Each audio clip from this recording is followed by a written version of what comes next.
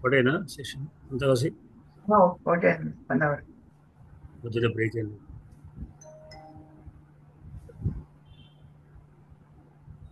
ఒక అరగంట ఇది చూసి దాంట్లో పెడదాం. అరగంట లోపలే సాధ్యం తొందరగా చేసేది. 38వ శ్లోకం. తదా ప్రభృత్యేవ వనద్వీపానాం ప్రాసార్థమస్మిన్నహమద్రికుక్షౌ వ్యాపారితః శూలభృతా విధాయ సింహత్వమంకాగతసత్త్వవృత్తి. తదా ప్రభృత్యేవ వనద్వీపానాం ప్రాసార్థమస్మిన్ అహమద్రికుక్షౌ వ్యాపారితః శూలభృతా విధాయ సింహత్వమంకాగతసత్త్వవృత్తి. సంస్కృతం యొక్క విధానంలో పాదాంతమైనటువంటి లఘువు గురువుగా లిఖించబడుతుంది. ఇది తెలుగులో లేదని అనుకుంటున్నాను. సో సంస్కృతంలో వృత్తి చివర లఘువే అది గురువు స్థానం, గురువు ఉండాల్సిన స్థానం. ఈ లఘువు వాడుకడం కూడా గురువు లెక్కబెట్టబడుతుంది. నేను మొదట్లో తెలుగు పద్యాలు రాసేటప్పుడు ఈ విధంగానే లఘువులు రాస్తే మా ఇప్పుడు అన్నాడు, లఘువుని మరి గురువు ఉండాలి కదా అని. పాదాంతం కదండి, పాదాంతం అయినా లఘువే గురువు మన సంస్కృతం ఉందంటే తెలుగులో లేదు అని ఇంత మార్చుకోవాలి. సరే, మరొకసారి చూడండి. తదా ప్రభృత్యేవ వనద్వీపానాం రాసార్థమస్మిన్నహద్రికుక్షౌ వ్యాపారితః శూలభృతా విధాయ సింహత్వమంకాగతసత్త్వవృత్తి. 3 4 రెండు కూడా లఘులే పాదాంతం, కానీ నిజంగా పాదాంత గురువే. అంటే 4 పాదాల లక్షణం సమానం. ఇది సింహవృత్తాలు. సరే, దీని తొందరగా చంద్రకుమార్ గారు చదువుతారా? గంటల వారు చదువుతాను. తదా ప్రభృత్యేవ వనద్వీపానాం ప్రాసార్థమస్మిన్నః మద్రికుక్షౌ సమద్రికుక్షౌ వ్యాపారితః శూలభృతా విధాయ సింహత్వమంకాగతసత్త్వవృత్తి. తదా ప్రభృత్యేవ వనద్వీపానాం త్రాసార్థమస్మిన్నః మద్రికుక్షౌ వ్యాపారితః శూలభృతా విధాయ సింహత్వమంకాగతసత్త్వవృత్తి. శ్రీదేవి గారు నమస్తే అయ్యా. చదువుతారా? చదువుతా. ఇవాళ వ్యాకరణం కూడా చదువుతా. సంతోషం. తథా ప్రభృత్యేవ వనద్వీపానాం త్రాసార్థమస్మిన్నహమద్రిచూక్షౌ వ్యాపారితః శూలభృతా విధాయ సింహత్వమంకాగతసత్త్వవృత్తి. తథా ప్రభృత్యేవ వనద్వీపానాం త్రాసార్థమస్మిన్నహమద్రికుక్షౌ వ్యాపారితః శూలభృతా విధాయ సింహత్వమంకాగతసత్త్వవృత్తి. చేస్తారా? తథా ప్రభృతి ఏవ వనద్వీపానాం త్రాసార్థం అస్మిన్ అద్రికుక్షౌ వ్యాపారితః శూలభృతా విధాయ సింహత్వం అంకాగతసత్త్వవృత్తి. శైలజ గారు భక్తులు చెప్తారా? తదా ప్రభృత్యేవ వనద్వీపానాం త్రాసార్థమస్మిన్ నహమద్రికుక్షౌ వ్యాపారితః శూలభృతా విధాయ సింహత్వమంకాగతసత్త్వవృత్తి. తదా ప్రభృత్యేవ వనద్వీపానాం త్రాసార్థమస్మిన్ నహమద్రికుక్షౌ వ్యాపారితః శూలభృతా విధాయ సింహత్వమంకాగతసత్త్వవృత్తి.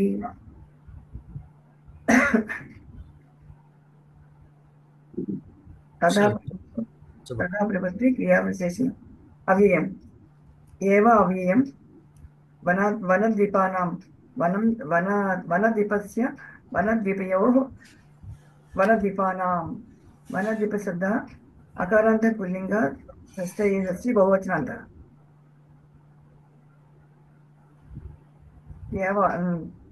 ప్రాసార్థం రసార్థం ప్రాసార్థం అవ్యయం अस्मिन् अनयो एनयो येषु इदं शब्दः मकारान्त पुल्लिङ्ग सप्तमी एकवचनान्तः अहम् अवाम् वयं अस्मत् शब्दः दकारान्त पुल्लिङ्ग प्रथम एकवचनान्तः నాకు కళ్ళలో కొంచెం ట్రబుల్ ఇస్తుందండి అందుకని అద్రి కూర్చో కుర్చీషు అద్రి కుర్చద ఇకారాంత పుల్లింగ సప్తమి ఏకవచనాంతః వ్యాపారితే వ్యాపారితాః వ్యాపారిత శబ్దः అకారాంత పుల్లింగ ప్రథమ ఏకవచనాంతః వ్యాపారితౌ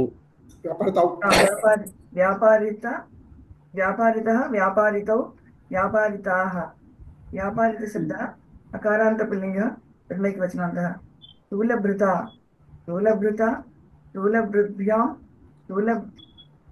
స్థూలభృత్ శబ్దः తకారాంత పుల్లింగ తృతీయ ఏకవచనాంతः విధాయ అవ్యయం లవంతవ్యయం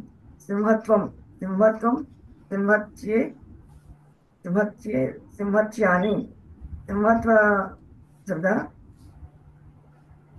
అకారాంత పుంసలింగ ద్వితీయ ఏకవచనాంతः అంతే గురుగారు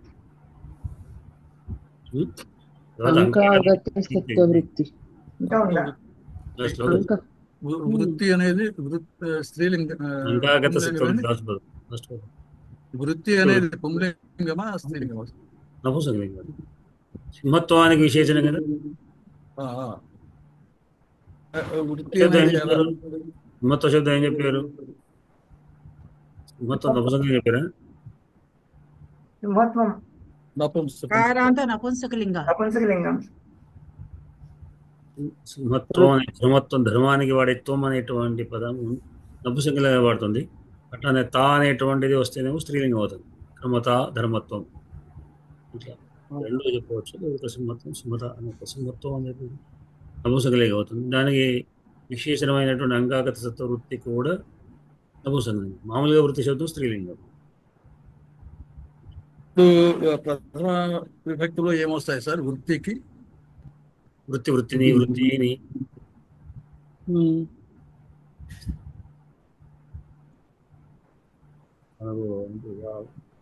వారి శబ్దం వారిని వారి శబ్దం సరే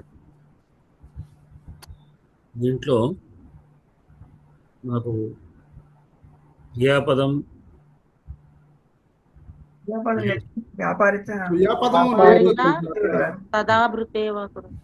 అది కర్మణి ప్రయోగంలో ఉంది గురుగారు. అది వ్యాపారిత అనే తప్రత్యయ శబ్దము తప్రత్యయం కర్మణి ప్రయోగంలో శాంతమైన శబ్దము అది కర్మణి ప్రయోగం. ఇంకొకటి విధాయ కూడా ఒకటి ఉంది. విధాయము వ్యాపారిత ధాతు ఏమవుతుంది గురుగారు దీనికి? వ్యాపారయతి ధాతు ఎక్కడి నుంచి వస్తుంది? రూట్ ఏమిటి దీనికి? ప్రు అనేది వి ఆంగ్ ప్రు అనే ధాతువు. వి ఉపసర్గ ఆంగ్ ఉపసర్గ. ప్రు అనేటువంటి ధాతువుల్లో ప్రు విశ్లేషణ ఏదో ఉంది. అది ప్రు 4 రకాల ధాతువులు ఉన్నాయి ప్రులో. దాంట్లో ఒక ధాతువు ఇది వస్తుంది. ప్రీతౌ ఉంది ఒకటి. ప్రీతవు కాకపోవచ్చు ఇది కొన్ని వస్తుంది. ప్రేరణార్థం. దాంట్లో పూరణార్థంలో వస్తుంది. అనే పూరణార్థంలో నింపబడినది, నింపబడింది, విశేషంగా నింపబడినది. పాలన పూరణయో అన్న దాంట్లో పూరణం అనేది నింపబడుట అని అర్థం. నింపబడిన వాడను, ఇది తప్రత్యయం కదా. నింపబడిన వాడు ఎవరు? అహం అనేది మనకు ఇక్కడ సింహం చెప్తోంది కాబట్టి సింహం సింహం కనుక సింహం అక్కడ అహం వ్యాపారితః నేను నియమించబడ్డాను. ఎవరి చేత అంటూ నేను శూలభృత పూరించబడ్డా అంటే అప్పుడు కర్త తృతీయ విభక్తి ఉంటుంది కనుక శూలభృత కర్తృకరణయో తృతీయ అనే సూత్రం. అంటే కర్తకు కరణానికి తృతీయ విభక్తి పడాలని. ఇప్పుడు కరణం ఇది సింహం అండి. కరణం కర్త కర్మసింహం కర్మసింహం.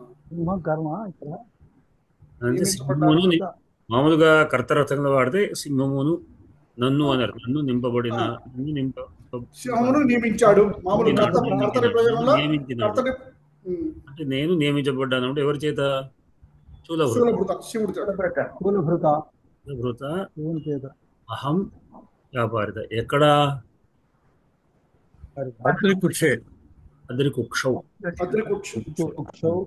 కుక్షి శబ్దము వికారాంతము సప్తమి భక్తి ఏకవచనం. కుక్షి ఎందు అద్రికుక్షి ఎందు అంటే పర్వతం యొక్క మధ్యలో అని అర్థం. పర్వతం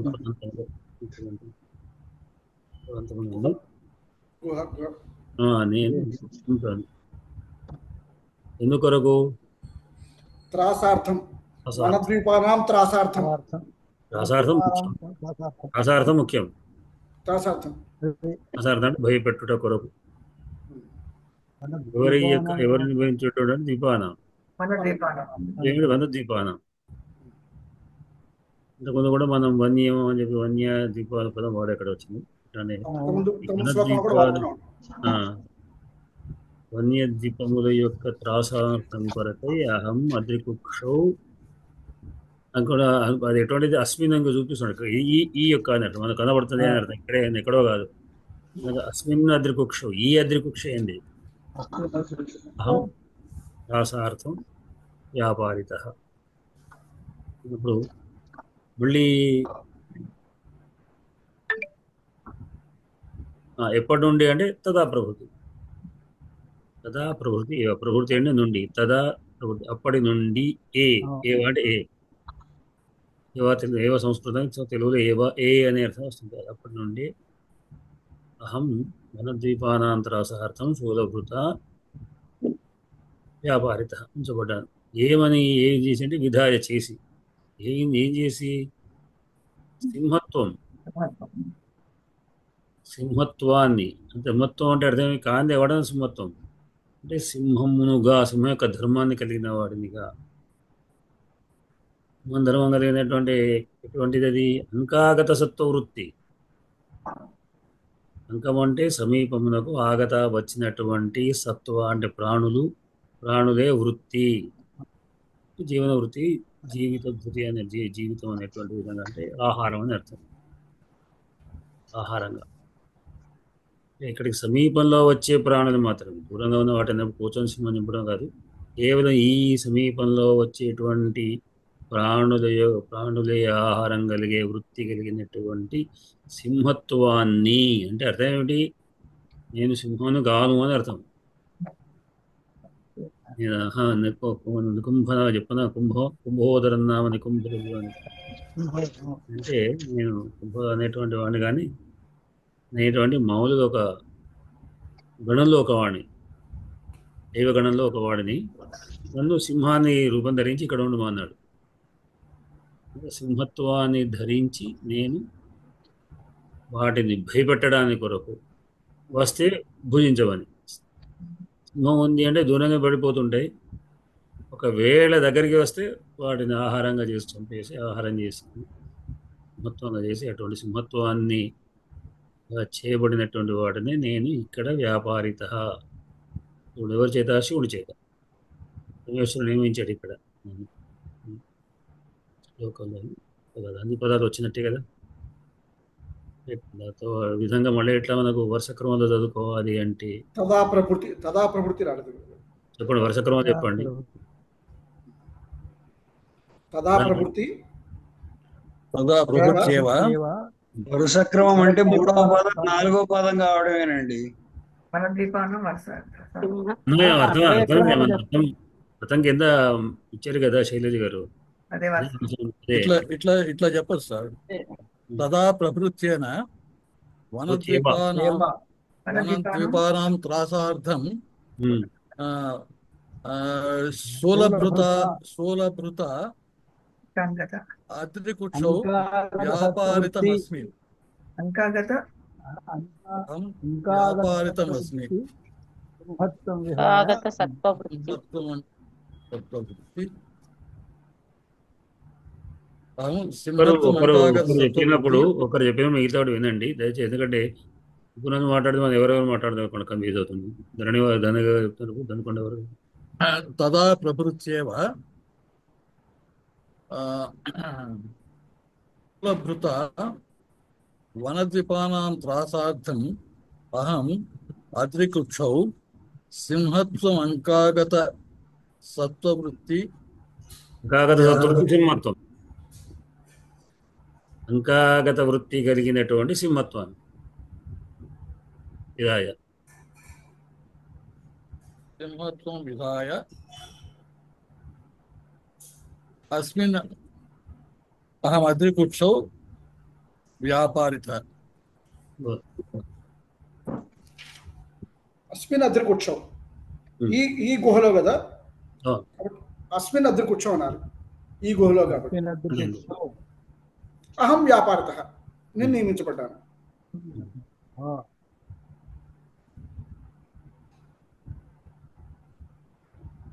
ఓకే.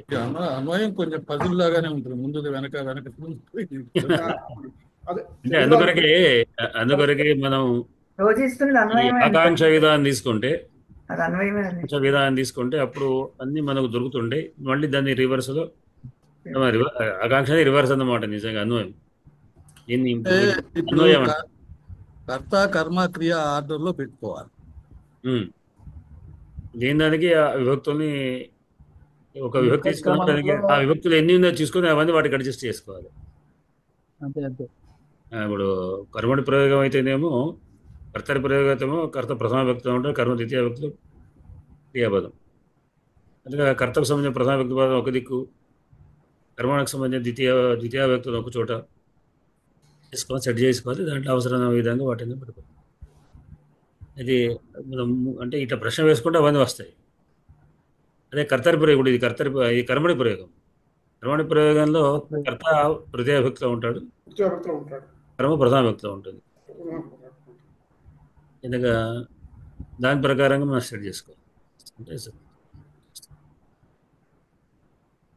దీంట్లో మనకు ఏమున్నాయి? సందులు ఎడాదేశం ఉంది గురుగారు. తథా ప్రవృత్యేవ, తథా ప్రవృత్తి ప్లస్ ఏవ, తథా ప్రవృత్యేవ ఎడాదేశం ఉంది. రాసార్థం సవర్ణ దీర్ఘసంధి.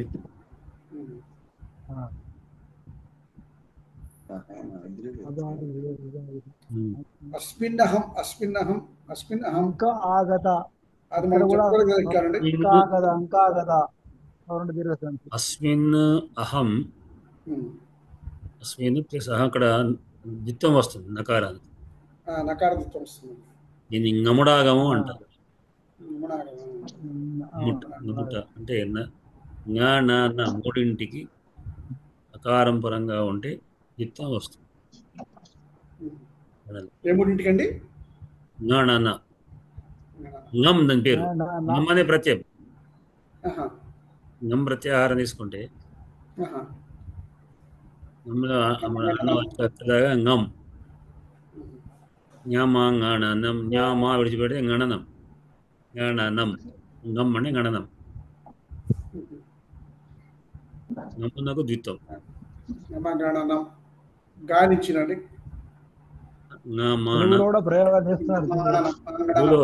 ఇది చాలాసార్లు మాకు దీన్ని తెలుగులో తెచ్చిపెట్టారు కొందరు. 5 అనునాసికల్లో యమగణంలో 5 అనునాసికల్లో 1, 2 వదిలేసి తీసుకోవాలి కదండి. 3, 4, 5 అంతే కదా గురుగారు?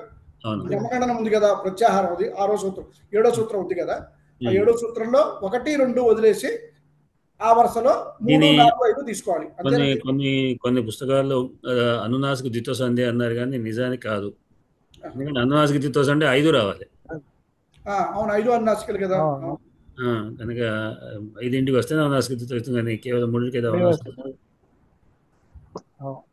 మీరు అన్నట్టుగా చాలాసార్లు ఈ చర్చ జరిగింది. రాజా మాట్లాడుతున్నారు కానీ ఇక్కడ కందిశంకర్ గారితో కూడా మాట్లాడినప్పుడు కూడా ప్రస్తావన వచ్చింది. ద్విత్వం అది పోతన గారు వాడారు అన్నట్టుగా కొంతమంది చెప్పుకుంటారు.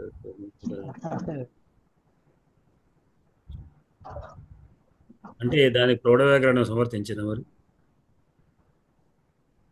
బాల వ్యాకరణం లేకుండా వచ్చు చెప్పాడు. ప్రౌఢ వ్యాకరణంలో కూడా తయారు చేశాడు, దీనికి ఉన్నది. ఎందుకంటే ఒకసారి ఆ పద్యభారతిలో నేను సరే సాధు ప్రయోగం కాదు అని పెడితే ఒక ఆయన ప్రౌఢ వ్యాకరణ సూత్రం పెట్టాడు. నేను మాట్లాడలేదు దాని గురించి, మళ్ళీ చేసేది కానీ బాల వ్యాకరణం ఒప్పుకోదు. మీరు మాట్లాడకపోతే అంటే మీరు తప్పు అంగీకరించినట్టు అవుతుంది, అంటే నా తప్పు మీరు అంగీకరించినట్టు అవుతుంది. అంటే ఏవో చెప్తుంటారని మరి చర్చోపచేస్తారని కానీ ఆపేశాను. అయితే మహాకవుల ప్రయోగాల్లో లేవు, ఒక పోతన దాంట్లో ఉన్నదంతే ఆ ప్రయోగం. అంతే. అది వాట్సాప్ సమూహం దాంట్లో ఏంటి అని. వ్యాపారితః శూల, వ్యాపారిత శూల, వ్యాపారితలో కూడా వి ప్లస్ ఆ యా.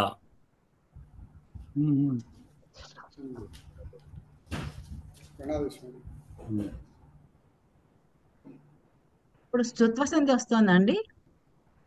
స్తుత్వ సంధి వ్యాపారితః శూల అంటే విసర్గ సంధి, కానీ అంటే అక్కడ నిజానికి విసర్గ స్థానంలో సకారం ఉంటుంది. వ్యాపారితస్ శూల అన్నప్పుడు దాన్ని స్తుత్వ సంధి అనుకో తప్ప.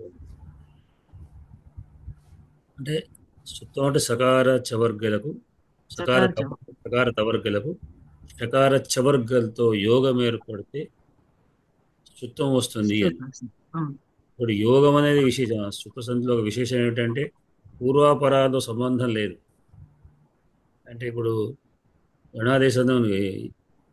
యణాదేశం అని చెప్పుకున్నాం, ఇకారానికి అకారం పరంగా ఉంటే యణాదేశం, అకారానికి ఇకారం పరంగా ఉంటే వృద్ధి సంధి, అంటే గుణసంధి. కానీ అంటే వ్యతిరేకమైన సంధులు మారుతుంది, వర్ణాలు వ్యతిరేకంగా మారుతుంది. కానీ స్తుత్వ సంధి అట్లా లేదు. ఏ వర్ణం ఎటు ఉన్నా స్తుత్వ సంధి వస్తుంది. అంటే సకార తవర్గలకు షకార చవర్గలు, సకార చవర్గలు. యోగం అంటే ఏమిటి? పూర్వం ఉండేది పరం ఉండేది. సకార తవర్గలు ఇరువై వాడుస్తాను, సకార చవర్గలు వస్తాయి. దీని యోగం అంటారండి. యోగం అంటే పూర్వపరాలు ఎక్కడ ఉన్నా అని అర్థం. అంటే ఈ యోగం గురించి మనం అక్కడ సంజ్ఞా పరిభాషలో మనం చదువుకున్నామండి. చెప్పినప్పుడు పూర్వము పరము చెప్పుకున్నప్పుడు మొదట్లో చెప్పుకున్నాం. అక్కడ పంచమి అక్కడ ఒకసారి చెప్పారండి యోగం. ఇదే విషయం చెప్పింది, యోగం అంటే పూర్వపరాల సంబంధం చెప్పింది అక్కడ. కాకపోతే ఇప్పుడు రాదే విషయం, మీకు తర్వాత వస్తుంది. కానీ ఇది యోగం అనే పదం కూడా ఉంది అని నేను చెప్పాను. ఆ రోజు ఇది మీరు పరస్య సప్తమి విభక్తుల గురించి చెప్పారు. ఈ సంధులు చెప్పేటప్పుడు అదే సంధి గురించి చెప్పేటప్పుడే అక్కడ షష్ఠీ విభక్తి స్థానము, అట్లానే ప్రథమ విభక్తి ఆదేశము, పంచవిభక్తి పూర్వం పంచవిభక్తి అంటాం, స్థానం కంటే పూర్వం యోగ పదం కూడా ఉంది, యోగం అనేది కూడా ఉంది. యోగం అంటే ఇట్లా ఉంటుంది. అదే సూత్రం తృతీయ విభక్తి పదములకు యోగే యోగము కలుగగా అనే కలిపి అర్థం చెప్పుకోవాలి. అనగా ఆదేశములకు పూర్వనందునైనను పరమునందునైనను ఆ వర్ణమున్నచో అని అర్థము అని చెప్పారండి ఆ రోజు. అదే ఇప్పుడు పూర్తిగా అర్థమైంది. నిజానికి ఈ వాక్యం నాకు ఆ రోజు అర్థం కాలేదండి, తర్వాత చదివినప్పుడు కూడా చెప్పాను. అట్లానే పంచవిభక్తి పదం కూడా వచ్చింది మనకు. తస్మాత్ ఇత్యుత్తరస్య అనే పంచవిభక్తి తర్వాత అంటే పరంగా స్థానం అనే పదం కూడా మనకు తర్వాత సంధిలో వస్తున్న విషయం. ఆ రోజు మనకు మొత్తం 5 విభక్తులు చెప్పుకున్నాము. షష్ఠి, ప్రథమ, సప్తమి, పంచమి, తృతీయ. ఈ తృతీయ ఆఖరిది. ఇందులో యోగే అన్న పదం వచ్చింది ఇక్కడ. ఇప్పుడు పూర్తిగా అల్సంధి మొదటి సూత్రంలో వస్తున్నారు. తర్వాత చెప్పుకోబోయే తర్వాత వస్తుంది. మన అల్సంధి అయిపోయింది కదా, నెక్స్ట్ అల్సంధి చెప్పుకోబోతాం. దాంట్లో ప్రధాన మొదటి సూత్రంలోనే ఈ విషయం వస్తుంది. అదే స్తుత్వ సంధిలో స్టార్ట్. షూ అనేది కూడా షూలో షూ చూ, చూ అనేది ఉదిత్తు. చు అంటే చవర్గ,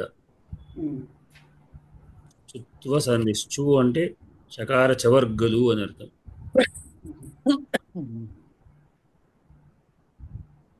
అది అంటే విసర్గలు, సకారం విసర్గలుగా అయిపోయి వ్యాపారిత శూలి అయినప్పుడు వ్యాపారిత శూలి అనేటువంటిది కూడా అని విసర్గ సంధిలో ఒక భాగం శుత్వం. అంటే శుత్వం విసర్గ సంధి అంతర్భాగం కాదు, కానీ అంటే దాని విసర్గలతో విషయాన్ని కూడా మనం అట్లా చెప్పుకోవచ్చు.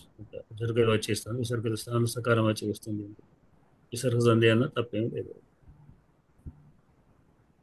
మనశ్శాంతి, మనశ్శాంతి మనం ఎప్పుడు వాడేది మనశ్శాంతి, మనశ్శాంతి. మనశ్శాంతి, అదే మనశ్శాంతి కూడా అదే స్వతంత్రం.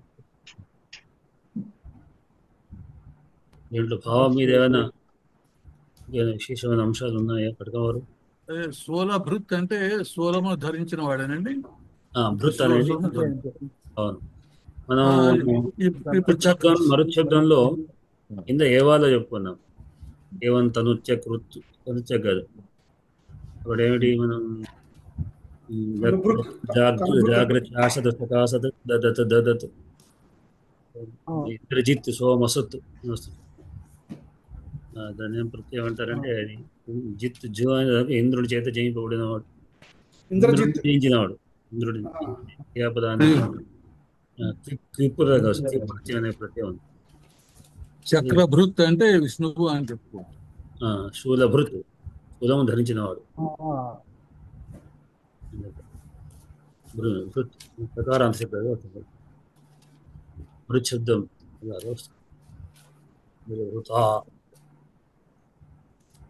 ఇంద్రజిత్ సోమసత్.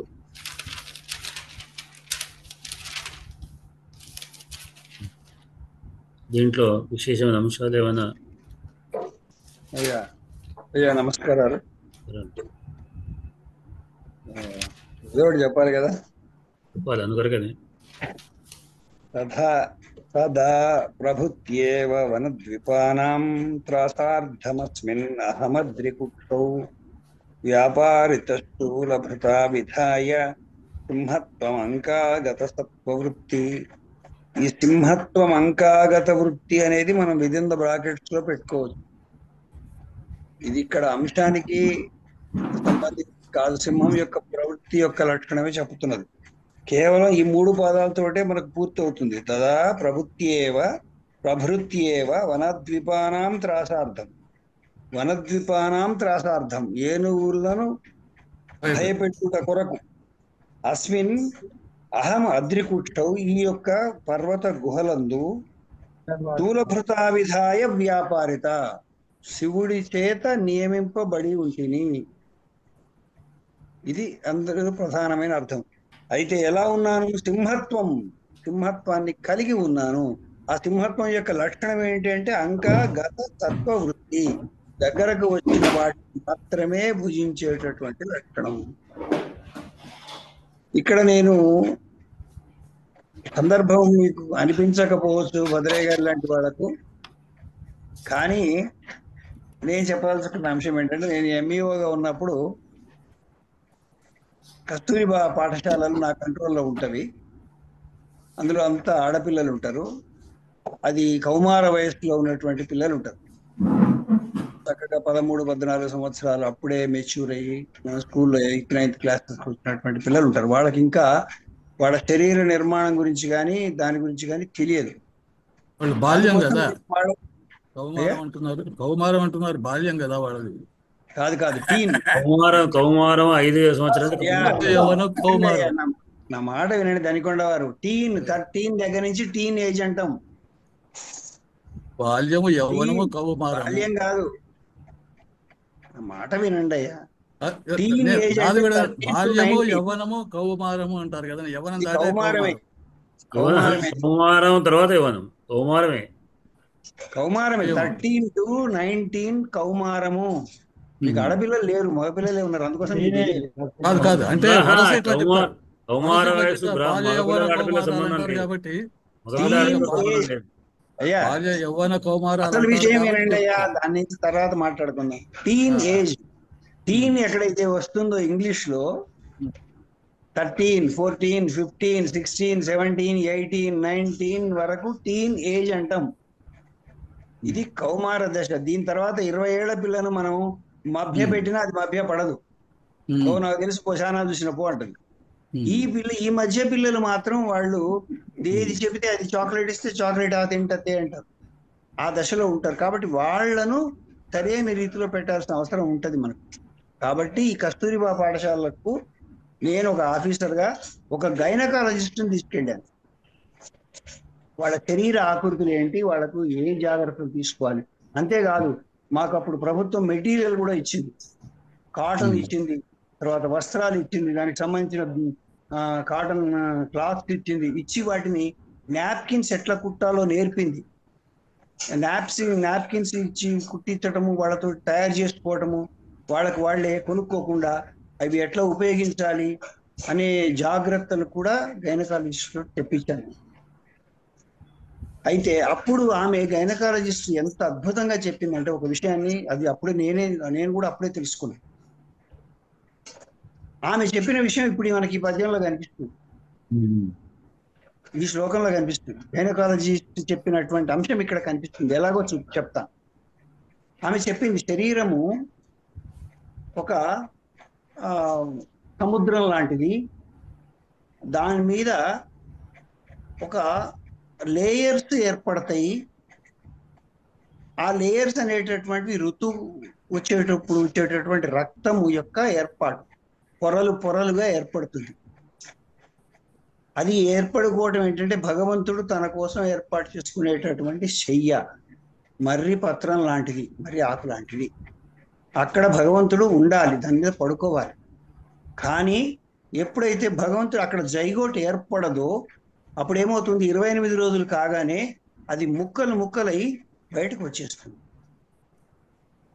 దీన్నే ఋతుస్రావము అంటాం. చాలా చక్కగా చిన్నపిల్లలకు అర్థమయ్యేటట్టు ఆ గైనకాలజిస్ట్ చెప్పింది. ఇది మళ్ళా తయారవుతుంటుంది. ఈ రకంగా 28 రోజులు తయారవుతుంది. అది పొరలు పొరలుగా రక్తపు పొరలు తయారయ్యి అది నిలబడాలంటే అక్కడికి జైగోట్ రావాలి. జైగోట్ వస్తే అక్కడ పిండం ఏర్పడుతుంది, అప్పుడు అది నిలబడుతుంది. లేకపోతే మళ్ళా ముక్కలు ముక్కలై కిందకి వెళ్ళిపోతుంది.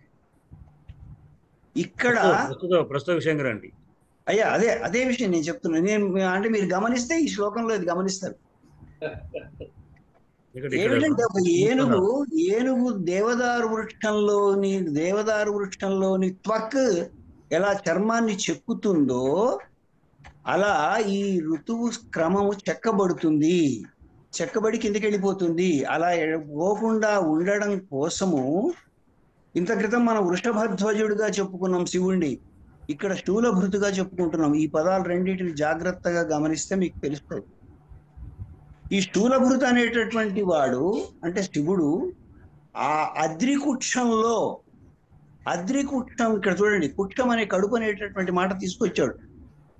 ఆ గర్భాశయంలోకి ఆ పొరలు పొరలుగా తెగిపోకుండా ఉండి గర్భం నిలబడడం కోసము, అంటే ఏనుగు లాంటి ఒక శక్తి దాన్ని ఒరచకుండా ఉండడం కోసము ఈ శూలభృత అనేటటువంటి శివుడు ఒక సింహాన్ని అక్కడ ప్రవేశపెట్టాడు. సింహత్వం కలిగినటువంటిది ప్రవేశపెట్టాడు. ఈ సింహత్వం ఏం చేస్తుంది అంటే ఆ అండాన్ని నిలబెడుతుంది, జైగోటుగా మారుస్తుంది. అప్పుడు ఈ త్వక్ అనేది ఊడిపడకుండా గర్భం నిలబడుతుంది. ఇది గైనకాలజిస్ట్ చెప్పినటువంటి సూత్రం.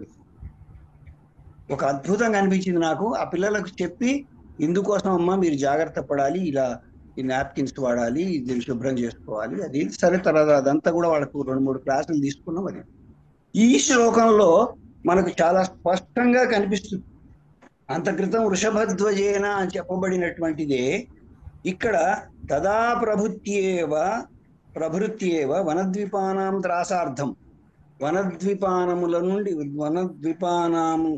త్రాసార్థం, వాటి నుండి రక్షించుట కొరకు అస్మిన్ అహం అద్రికుట్టౌ, స్పష్టంగా పదం చూడండి, అద్రికుట్టౌ, ఆ గుహ లోపల నేనున్నాను. దేనికయ్యా అంటే ఆ చెక్కులు ఊడిపోకుండా, దేవదారు వృక్షం యొక్క చెక్కులు ఊడిపోకుండా ఉండడం కోసం నేను అక్కడ ఉన్నాను. ఎవరి చేత నియమింపబడాను? స్థూలభృతౌ. ఇక్కడ చూడండి ఎంత చక్కటి పదం వాడాడు, శివుడికి శూలభృతుడని వాడాడు. అది ఆ పదాన్ని మనకు అర్థమైతే చాలు. స్థూలభృత నిదాయ విధాయ వ్యాపారిత.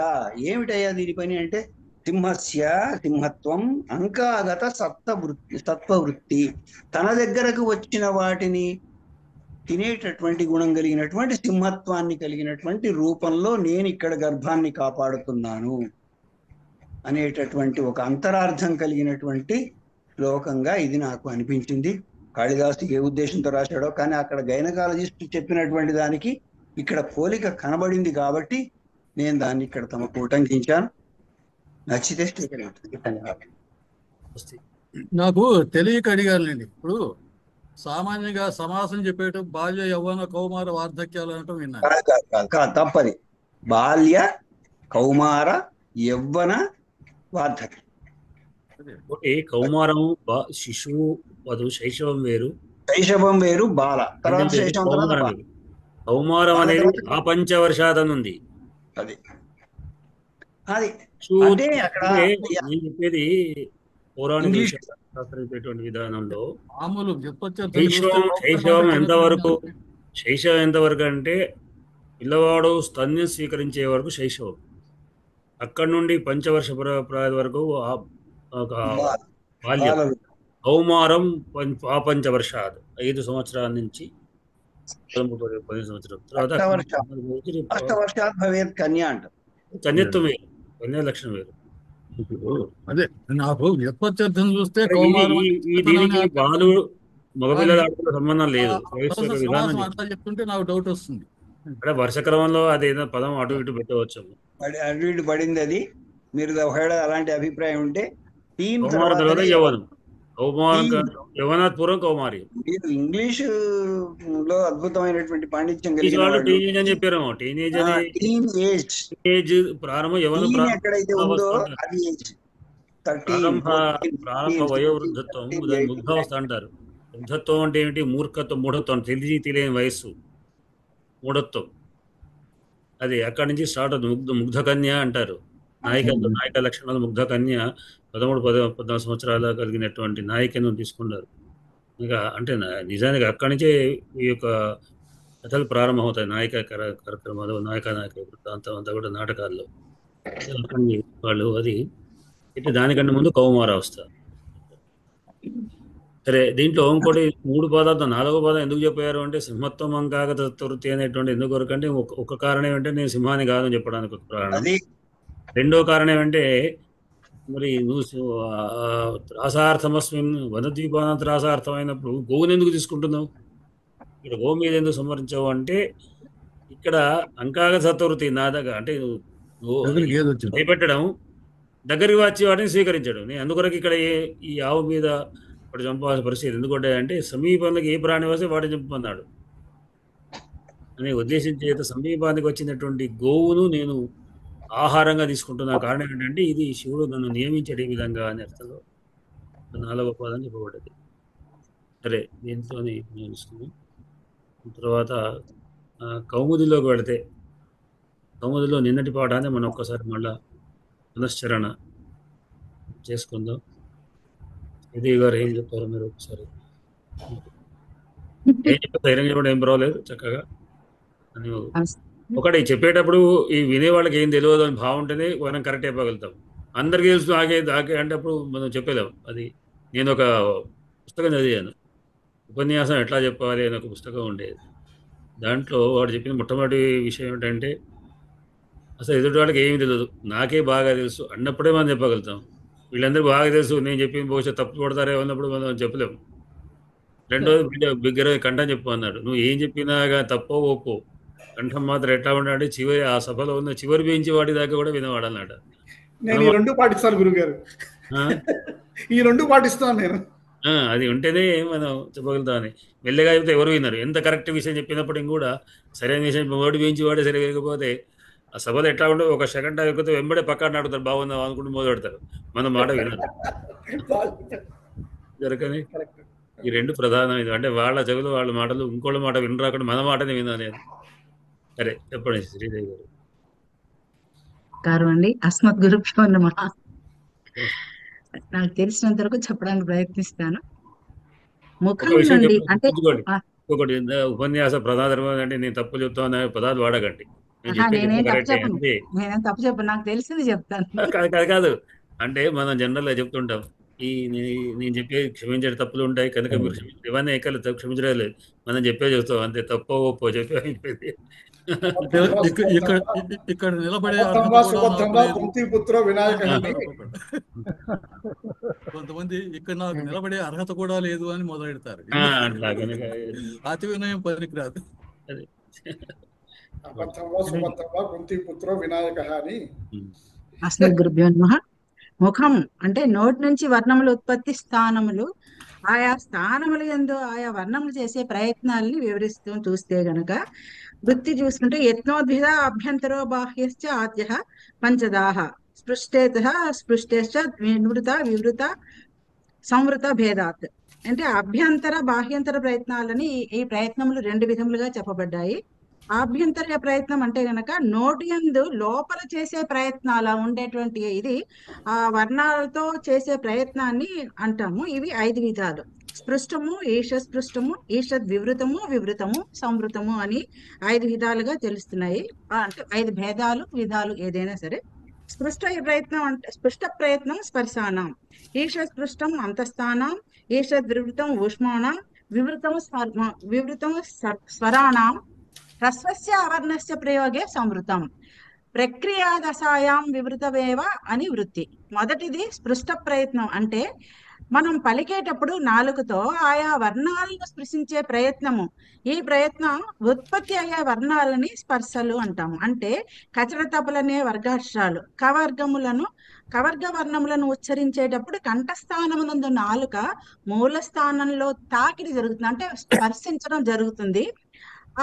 అప్పుడు ఇవి ఎన్ ప్రత్యయ వర్ణాలను మనం ఇక్కడ చెప్పుకుంటాము. అలాగే చవర్గ వర్ణములకు కూడా తాళవ్య స్థానంలో నాలుక మధ్య భాగం పైకి లేచి లేచి పై స్థానాన్ని స్పృశిస్తుంది. అంటున్నారు ఎన్ని ప్రత్యయం అదేదో రాసిస్తాను. విషయం రాలేదు. ఏం లేదు కవర్గ చవర్గాలు నిన్న రెండో దాంట్లో వస్తుంది ఎండు ముచ్చట. రెండో దాంట్లో వస్తుంది. ఆ ఏర్పని కిందకి పెట్టకుండా ఆ లైన్ అక్కడే ఉంచిస్తాను. చవర్గ వర్ణములకు తాళవ్య స్థానంలో నాలుగు మధ్య భాగం పైకి లేచి అక్కడ స్పృశించడం వలన, అదే విధంగా ఇతర వర్ణ వర్గముల ఉత్పత్తి స్థానములలో స్పర్శించడము జరుగుతుంది. రెండవ ప్రయత్నము ఈషస్పృష్టము. ఇది స్పృష్టం లాగానే స్పర్శించే ప్రయత్నమే అయినా కొంచెం అంటే కొద్ది తక్కువగా స్పర్శ జరుగుతుంది. ఈ ప్రయత్నం వలన ఉత్పత్తి అయ్యే వర్ణములని అంతస్తులు అంటాము. ఇవి ఎవరలు.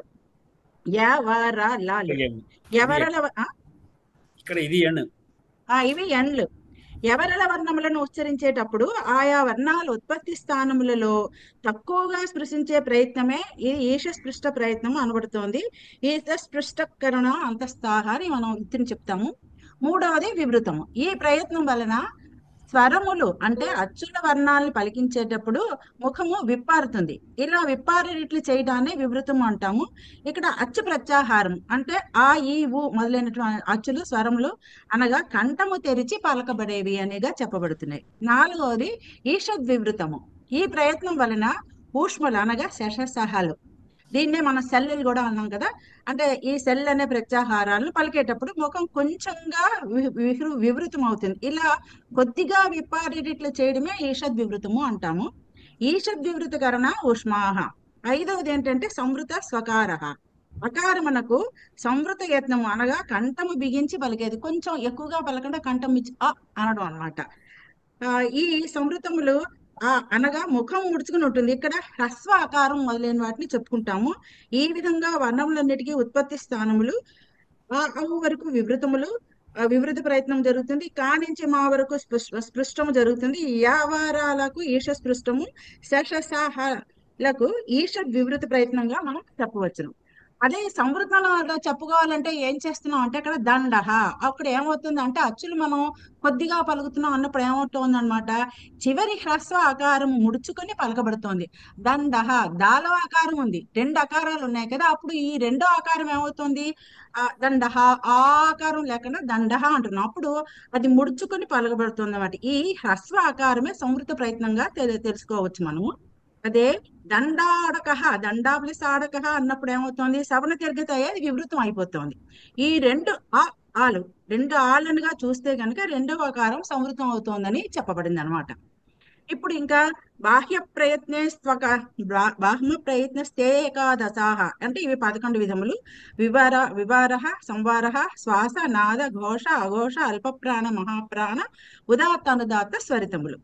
ఈ వివారహ అన్నప్పుడు ఈ 11లో మొదటి వాటికి మొదటి 8 హల్లులకి, మొదటి 8 హల్లులకు సంబంధించింది. అంటే ఏంటి, ఉదాత్త అనుదాత్త స్వరితములు కాకుండా మిగిలిన ఉన్నాయి కదా మొదటివి అన్నమాట, అవి హల్లులకు సంబంధించినవి. చివరి 3 అచ్చులకు సంబంధించినవి. ఏంటి, ఉదాత్త అనుదాత్త స్వరితాలు. వివారహ దీన్ని చూస్తే కనుక ఇది అభ్యంతర ప్రయత్నంలో చెప్పినదే, ముఖాన్ని విప్పారేటట్లు చేయడం వివారం అనబడుతోంది ఇక్కడ. సంవారం అన్నప్పుడు సంవృతమే సంహారం అవుతుంది. సంవారము అంటే పలికేటప్పుడు మొహం కొంచెం ముడుచుకొని పోయేటట్టుగా చేయడం. అంటే హ్రస్వాకారాలు చెప్పుకున్నాం కదా పైన ఉదాహరణలో, దండహ అన్నప్పుడు 2 ఆలు ఉన్నాయి, వాటిని మనం ఆ రెండవ ఆకారాన్ని కొంచెంగా పలుకుతున్నాము అనేది ఇక్కడ మనం చెప్పొచ్చు. శ్వాస, ఉచ్చరించేటప్పుడు శ్వాస అధికంగా వదలడం జరుగుతుంది. తర్వాత నాద, ఉచ్చరించేటప్పుడు ఏమవుతుందన్నమాట, ఒక విధమైన నాదధ్వని అధికంగా వెలువరించడం జరుగుతుంది ఈ నాద అనే అక్షరాలు వర్ణాలు పలికేటప్పుడు. ఘోష అన్నప్పుడు ఇవి పలికేటప్పుడు గంభీరమైన ధ్వని అధికంగా వెలువరించడం జరుగుతుంది. అఘోష అన్నప్పుడు అంటే వీటిల్లో గంభీర ధ్వని కాకుండా కొంచెం మృదుత్వంగా, అంటే గంభీరంగా ఝంకారంగా లేకుండా కొంచెం మృదువుగా పలకడం జరుగుతుంది అని చెప్పబడింది. అల్ప ప్రాణం, వీటిని పలికేటప్పుడు సన్నగా ఒక గాలి, సన్నటి గాలి పోస్తున్నట్టుగా ఉంటుంది. ఈ ప్రాణవాయువు అనేది తక్కువగా వెలువరిస్తా ఉంటుంది దీంట్లో. ఇది ప్రథమ తృతీయ పంచవర్గాలుగా చెప్పబడుతున్నాయి ఇవి. అంటే కచట దెబ్బలు, గజర దెబ్బలు, పంచమాష్ట్రాలైనటువంటి జ్ఞానానమలు మెల్లిగా పలుకుతాము, కొంచెంగా వస్తుంది అని చెప్పబడుతోంది. తర్వాత మహాప్రాణములు ఉన్నప్పుడు వీటిని పలికేటప్పుడు ఏమవుతుంది, ప్రాణవాయువు అధికంగా వెలువరిస్తాం. అంటే మనం ఉన్నప్పుడు ఖ ఛ అంటాం కదా, నోటికి అడ్డం పట్టుకుని మనకి గాలి చూస్తారా, అంటే దాన్ని మనం గట్టిగా పలుకుతున్నాము అనిపిస్తుంది. ద్వితీయ చతుర్థ వర్ణాలు ఇక్కడ ఏంటి, ఠ ఛ ఠ ఠ ఠలు, ఇక్కడ ఊనిక ఎక్కువగా ఉంటుంది. అంటే మనం కొంచెం స్ట్రెస్ తీసుకుని ఊనికగా పలుకుతున్నాం అనమాట. అప్పుడు ఊనికగా పలకడంలోనే మన శ్వాసలోంచి కొంచెం బయటకి గాలి ఒకలాంటి వస్తుంది కదా, అదనమాట అన్నప్పుడు అలాగే అదనమాట. ఇంకా ఉదాత్త అనుదాత్త స్వరితాల గురించి మనకు తెలుసు. ఈ మూడింటిని గురించి చెప్పేటప్పుడు 18 రకాల అచ్చుల గురించిగా మనకి చెప్పబడింది. అది చెప్పాలండి, ఉదాత్త అనుదాత్తాలు. అయ్యా ఉదాత్త అక్కర్లేదు కదా అవి, అవి ఆల్రెడీ విస్తారంగానే మనం చెప్పుకున్నాం. ప్లుతము అవన్నీ ఉన్నాయి, అచ్చులు దీర్ఘాలు హ్రస్వములు ఉన్నాయి, ప్లుతం ఉంది, ఒక మాత్రా కాలము, ద్విమాత్రా కాలము, ద్విమాత్రా కాలము ఉన్నాయి. అదే ఇంతవరకు ఏదో నాకు అర్థమైనంత వరకు రాసుకున్నాను.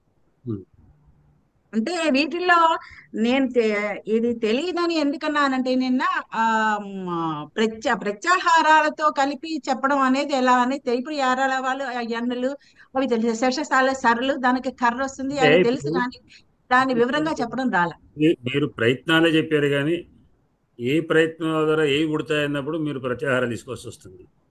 ప్రత్యాహారాలు చెప్పడమే రాలేదు, అందుకే నిన్న కొంచెం వెనకంజ వేశాను యాక్చువల్ గా. తర్వాత విషయం అది ప్రయత్నాలు, మీరు చెప్పిన ప్రయత్నాలు ఇప్పుడు అన్ని 8 రకాల ప్రయత్నాలు చెప్పారు.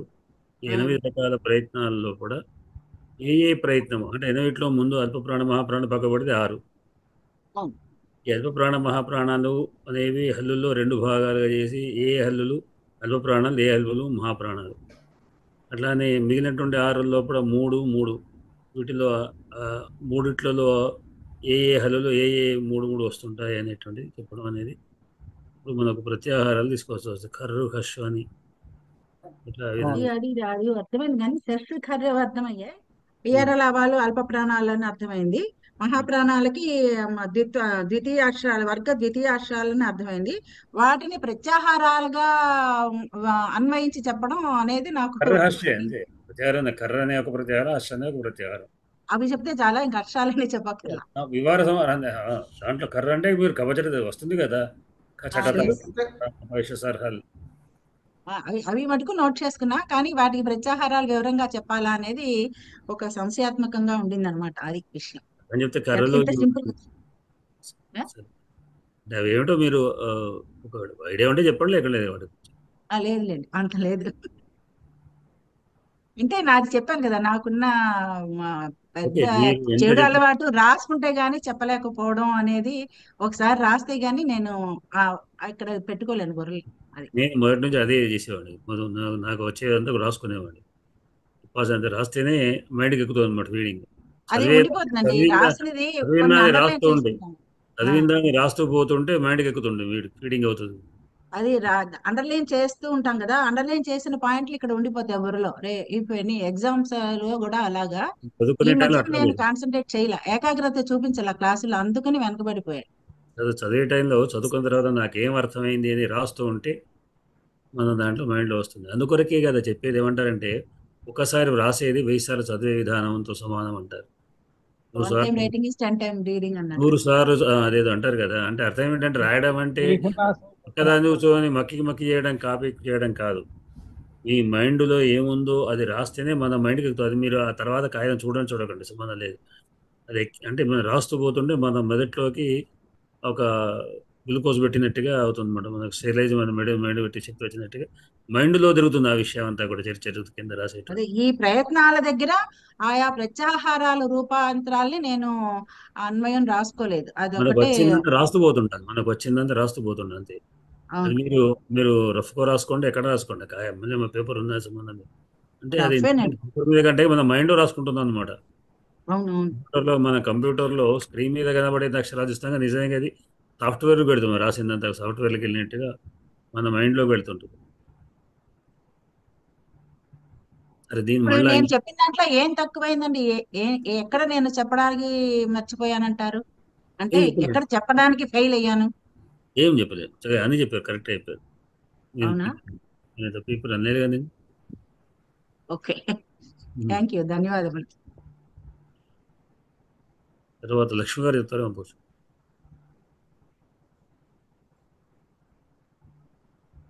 చెప్తాను. చెప్పండి.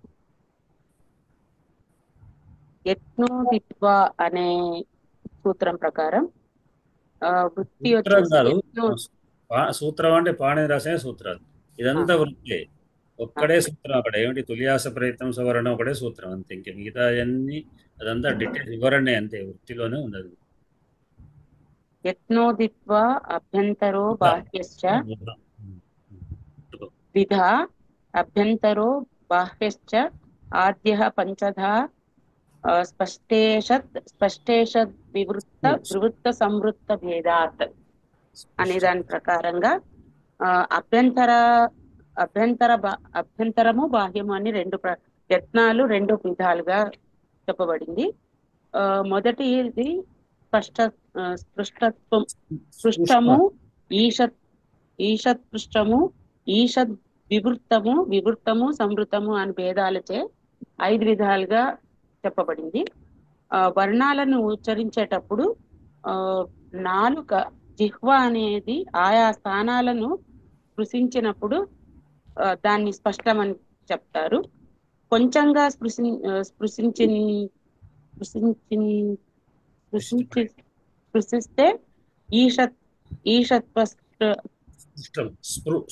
స్పృష్టము అని, ముఖం కొంచెంగా తెరుచుకొని పలకబడితే ఈషద్ వివృత్తమని, బాగుగా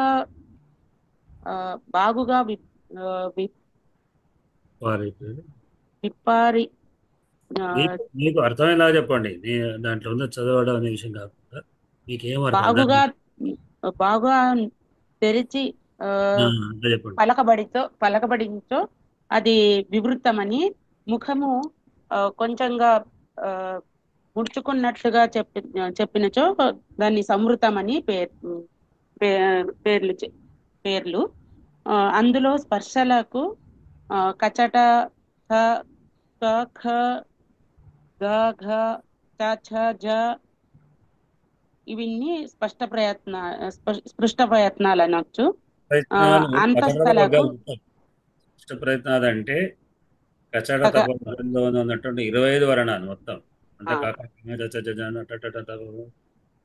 తత తాథ దధ నా పాప మా వరకు ఉన్నాయి స్పష్ట ప్రయత్నాలు అనొచ్చు. అంతస్థాలకు యారాలవలు, ఈషత్ స్పృష్టాలకు ఊష్మాలకు శశసరలు, ఈషద్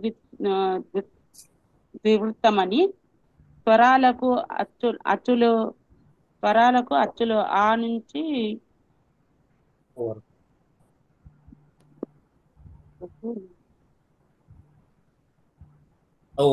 ఆవు వరకు ఉన్నాయి గురువు. వివృత్త ప్రయత్నాలు అని చెప్పొచ్చు. హ్రస్వదృష్టి హ్రస్వకారంను ప్రయోగించినప్పుడు సంవృతం అని చెప్పవచ్చు. శాస్త్రీయ ప్రక్రియ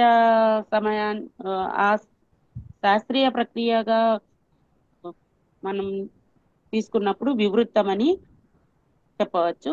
దండ అను పదాన్ని ఉపయోగించినప్పుడు చివర రెండింటిని అచ్చులు ఉండి పలకబడుతోంది. అది దానిని పాణిని సూత్ర ప్రకారంగా చెప్పుకుంటే సంవృత ప్రయత్నకంగానే అవుతుంది.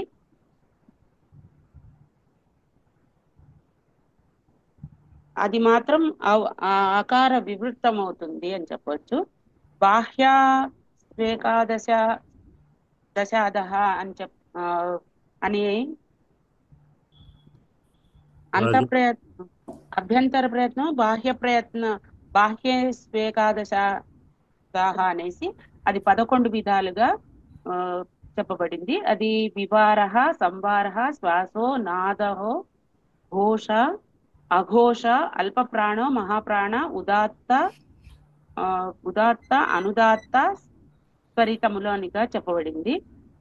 చివరి ఉదాత్తము, అనుదాత్తము, స్వరితాలు అనేవి అచ్చులకు సంబంధించినవి. మిగతా వివారము, సంవారము, శ్వాసము, నాదము, ఘోషము, అఘోషము, అల్ప ప్రాణము, మహాప్రాణము అనేవన్నీ హల్లులకు సంబంధించినవిగా ఉన్నాయి.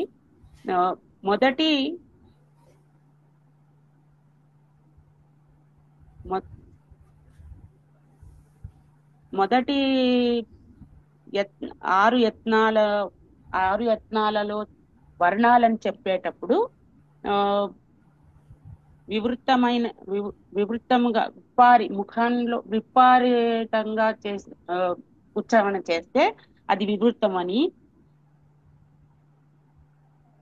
లేకున్నచో సంవారం అనేసి శ్వాస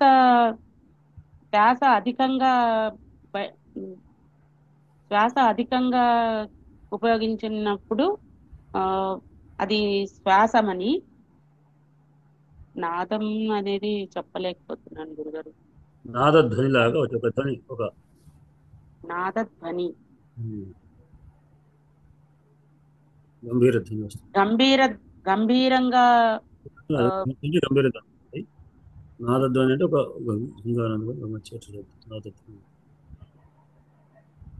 గంభీరంగా ధ్వని వదిలినప్పుడు నాద గురుగారు నాదధ్వని లాగా వస్తే నాదధ్వని అంటే. ఇప్పుడు ఒక చెంబు కింద పడేస్తే వచ్చేది చప్పుడు, అదే ఒక వైలన్ తీగని మీటితే వచ్చేది నాదం. ఇది తేడా మీరు గుర్తుపెట్టుకోవాల్సి. చెంబు కింద పడేసినప్పుడు కూడా శబ్దమే వస్తుంది, టంగ టంగ టంగ టంగ పెద్ద వస్తుంది. అదే ఒక వీణను మీటినా, ఒక తీగను మీటినా వచ్చేది నాదం, సంగీత స్వరం వస్తుంది. ఇదన్నమాట తేడా. అలాంటి నాదము మన శరీరంలో మన మాట్లాడేటప్పుడు వచ్చేటటువంటి అక్షరాలు, పదాన్ని పలికేటప్పుడు కూడా అదే స్వరం వస్తుంది. గంభీరంగా పలికినప్పుడు ఆ వర్ణాన్ని ఘోషమని, అటువంటి ధ్వని రాకున్నచో అది అఘోషమని చెప్పవచ్చు. ఉచ్చారణ సమయంలో ఎక్కువగా ప్రాణవాయువును ఉపయోగించినప్పుడు మహాప్రాణమని, తక్కువ ప్రాణవాయువును ఉపయోగించినప్పుడు అల్ప ప్రాణమని ఆయా వర్ణాలకు పేరుంది.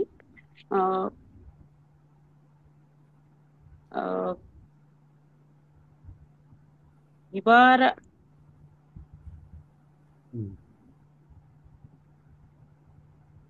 వివార శ్వాసఘోషాలకు 3 బాహ్య ప్రయత్నాలు ఉంటాయి. వాటిని కర్ర అని చెప్పవచ్చు.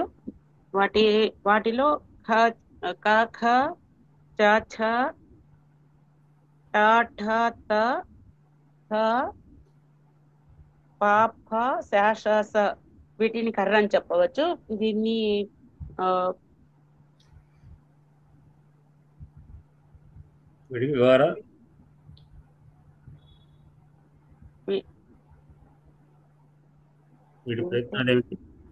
బాహ్య ప్రయత్నాలుగా విభజించింది. తర్వాత హష్ అనే వాటికి సంవార నాద ఘోషాలని 3 యత్నాలు ఉన్నాయి. వాటిని గ ఘ జ ఝ డ ఢ ఈ వర్ణాలు పలికేటప్పుడు పంచమాక్షర కూడా వస్తాయి.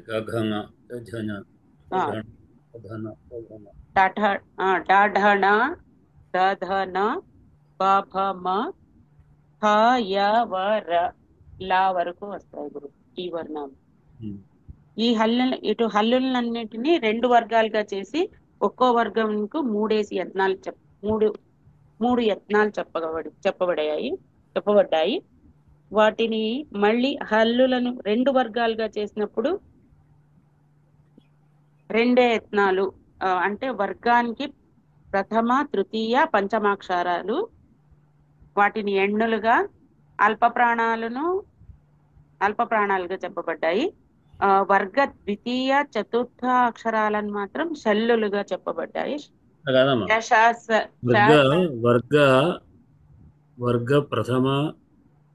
వర్గ ప్రథమ తృతీయ పంచమ ప్లస్ ఎన్ను అంటే అవి ఎన్నులు కూడా అంటే వాటిని ఎన్నుగా కాదు, ప్రథమ తృతీయ పంచమ వర్ణాలు ఇంకా ఎన్నులు ఇవన్నీ కలిపి మరియు అల్ప ప్రాణాలు మహాప్రాణాలు అంటే వర్గ ద్వితీయ చతుర్థ అక్షరాలు మరియు షల్లులు మహాప్రాణాలుగా చెప్పబడ్డాయి. అవి ఖ ఘ ఛ ఛ ఠ డ ఠ ద ధ ఫ భ శ ష స హ ఈ వర్ణాలు మహాప్రాణాలుగా చెప్పబడ్డాయి.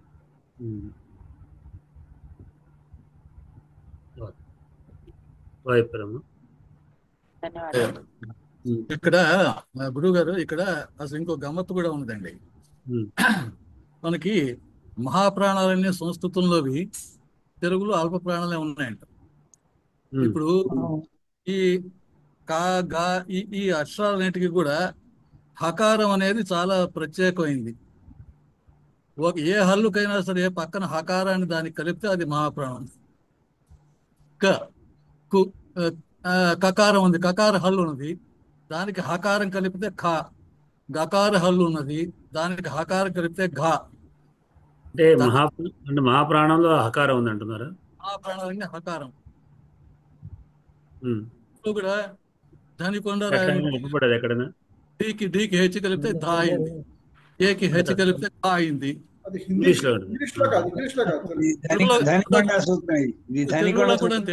తెలుగులో కూడా అంతే, హకారం కలిపితే మహాప్రాణం. అంటే మీరు చెప్పింది ఇంగ్లీష్ లో కే తర్వాత కే ప్లస్ హెచ్ఏ. అయితే ఇక్కడ సంస్కృతంలో సూత్రం పెట్టకపోవచ్చు, కానీ హకారం దేనికి కలిపినా అది మహాప్రాణం అవుతుంది. హకారమే మహాప్రాణం. కు ప్లస్ అవుతుందా? అది మన వ్యాకరణం అట్లా చెప్పలేదు కదా. వ్యాకరణం చెప్పిన పలికి చూడండి పలకడం కోసం కాదు, వ్యాకరణం ఇంత పరిశోధించినప్పుడు వ్యాకరణం భాషాశాస్త్రం చెప్పాలి. కొత్త రూల్స్ పెట్టుకోవాలి ఇప్పుడు. అవుతుంది. ఇంగ్లీష్ వాళ్ళు తెలుగులో ఉన్న మహాప్రాణాలను రాయడానికి వాళ్ళు ఒక పద్ధతి ఎంచుకొని హెచ్ తగిలిచ్చారు. హెచ్ పెట్టారు అంతే అంతే. అది ఒకటి ఏమిటంటే వాడు హెచ్ పెట్టాడు కానీ ఎక్స్ పెట్టాడు కదా. హెచ్ ఎందుకు పెట్టాడు? హకారం పనికి వస్తుంది కాబట్టి పెట్టాడు. చారప్పుడు సిహెచ్ రాస్తాం.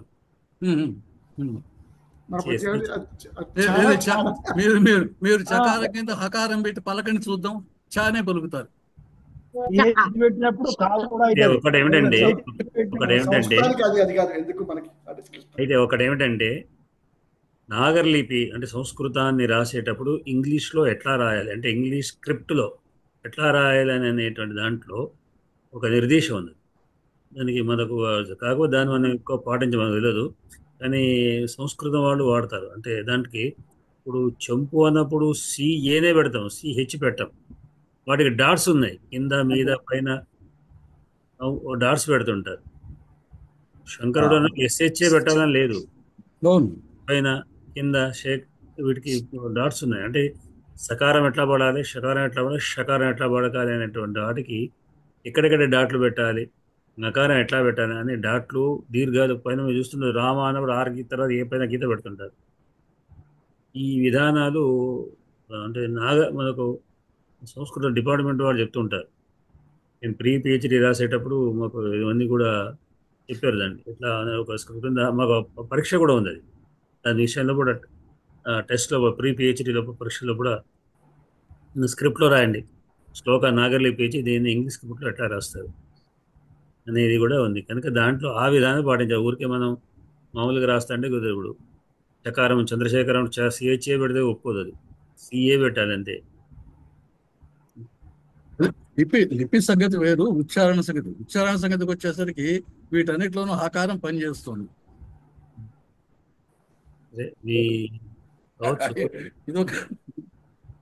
ఇక్కడ హకారం పనిచేయడం కాదు సార్. హా అనే అప్పుడు ఆ వాయువు అనేది బయటకు వస్తుంది, అది ఎక్కువ. అందుకే మా ప్రాణంలో ఏంటంటే ఖ అన్నప్పుడు వాయువు బయటకు వస్తుంది. అవును, ఏమంటారంటే దనుకొండ వారు ఏమంటారండి, అల్ప ప్రాణానికి ఆకారం చేస్తే మహాప్రాణం అవుతుంది అంటున్నారు. ఇట్లా అది తప్పది, వ్యాకరణ రీత్యా మీరు పలికి చూడండి, కకారం కింద ఆకారం పలికి చూడండి ఏమవుతుంది. సార్ ఇక్కడ ఏంటంటే మీరు సూత్రం కొద్దిగా వస్తుంది. ఆ సూత్రం సంస్కృతంలో ఆ సూత్రం చెప్పలేదు కాబట్టి మీరు తప్పు అంటున్నారు అంతే. దనుకొండ వారి సమీక్షకులు వారు కొట్టివేయలేము. వ్యాకరణం అది హా అనేది వేరే ఉన్నది, అది దానికి ఇది కలిపితేనే వస్తుందని కాదు, సంధిలో మనకు కనిపిస్తుంది. మళ్ళీ మీరు అనేది కూడా మనకు కనిపిస్తుంది సంధిలో. మీరు హా అన్నప్పుడు ఎప్పుడైనా కానీ ప్రాణం ఎక్కువగానే వస్తుంది. వాళ్ళే చెప్పారు కదా, ఎందులో ఈ అక్షర సమావన ఇందులోనే ఉన్నది కదా మనకు. ఇప్పుడు చెప్పుకున్న దానిలోనే ఏది మహాప్రాణం ఎట్లా వస్తుంది ఏం కథదని ఒక్కొక్క దాన్ని వివరించడంలో మనకు అనిపిస్తున్నది. అది మీరు హకారం ఒత్తుతో ఏ అక్షరమైనా పలకండి, అప్పుడు మహాప్రాణాక్షరమే అవుతుంది. అది సూత్రంలో లేదు, అది లేకపోవచ్చు. సూత్రంలో లేదు, అది అందులో మాత్రం కనబడుతుంది. తద్హితం అంటే తద్హితము అని చెప్పి, అనే సూత్రం వాళ్ళకు తెలియదని